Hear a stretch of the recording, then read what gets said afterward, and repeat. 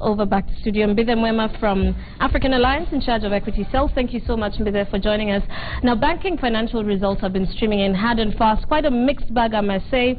Some really low dips, some really high highs.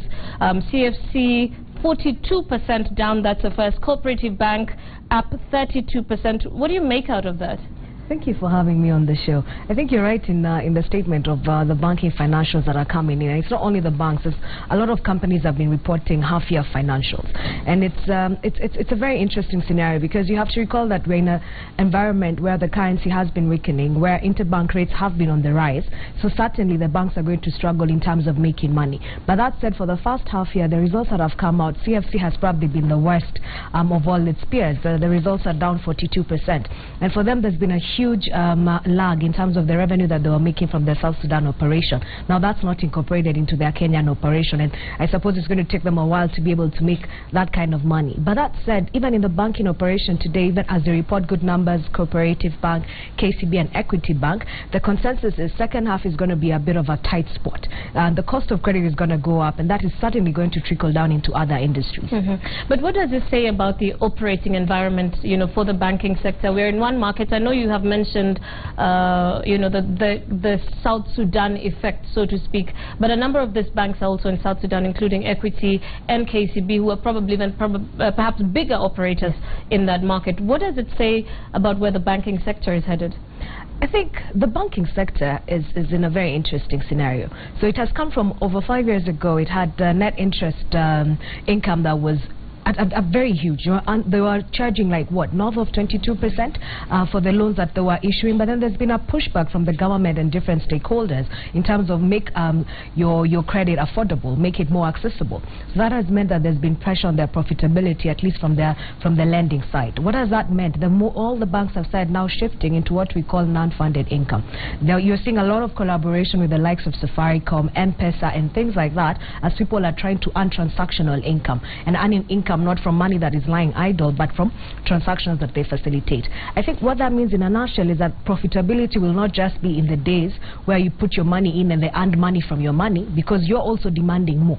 And in a digital world, you're seeing a lot of collaboration happening, and the question to look out for is what's going to happen for the second half year, what's going to happen for 12 months out, and are we going to start seeing you lending me money without going to the bank, or will the bank be able to convince us that it can still be a relevant financial intermediary? But what's your outlook on the interest rates on corporate earnings, given the mixed performance across the banks?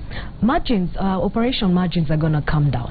If you look at our economy, many people have been importing. Like, for example, I make fun of myself and you. If we buy our hair, somebody probably brings it from China. But look at the currency. From Brazil. Oh, from Brazil. All right, it's called Brazilian. I thought it was a China version. So, but when people are bringing this in, now if you look at the currency, if I was bringing in goods at 80 shillings, for example, or 85 shillings to the dollar, now I have to contend with 105 to the dollar, which means I'm certainly not going to be bringing that hair in. If I bring it in, you will not buy it, because I'll probably increase the price by 20 to 30%. What does that mean? It means that for people who've been doing trade at a micro level, their operating profits are going to be much lower, and the extent of that trade is going to be much lower. I think what we are saying is that the rates are going to continue to be in a high environment in terms of the ceiling where they are at this point in time. It's going to continue, and we're going to begin to feel that effect on businesses in another 6 months or so. Let's talk about currency, and I want to know your outlook for the investment climate in that sense, given the adverse macro variables. And if you walk around Nairobi today and you're trying to buy something that an importer buys in dollars, they're very quick to tell you, dollar imepanda, or so how do you see that impacting the investment climate? Terian, we're in a very interesting spot. If you look at the cycle of where we are in terms of business and the politics, elections are coming in 2017 on one end. On another end, we have infrastructure projects, we have the standard gauge railway, we have ports, we have highways. That's one way to look at it. But when you go further, you have to appreciate that the government is looking for funding both locally and externally. When it's looking for external funding, it's looking at the Nairobi Stock Exchange as a platform of attracting foreign investment capital. That way, when people come in and they're able to find a functional securities exchange, then they're able to look at other areas of the economy where the operations are not as transparent.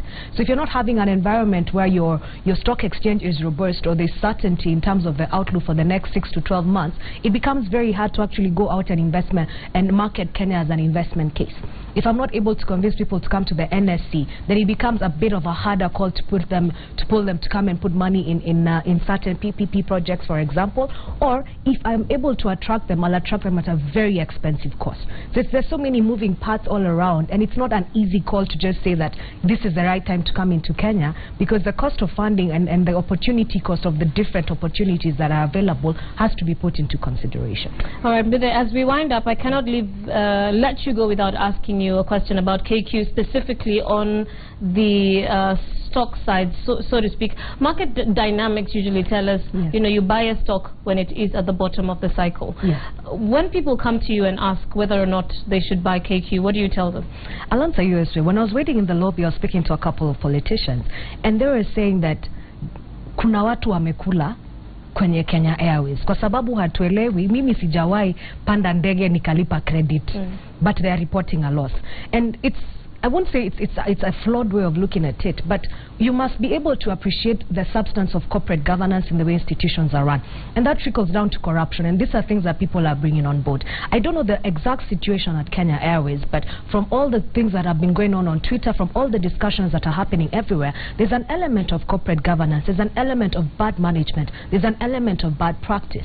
And then the question is, do you buy a company that has not been run well, thinking that if I put money and chase bad money, it's going to work for me? That's the question you should ask yourself, and maybe reconsider and try and see what is the government doing, who are the different stakeholders, and what are they doing, and are their business plans actually ideal for them at this point in time. All right, Mbithe, thank you so much. That's Mbithe Mwema from African Alliance, the Equity Sales Department. Mbithe, thank you so much for your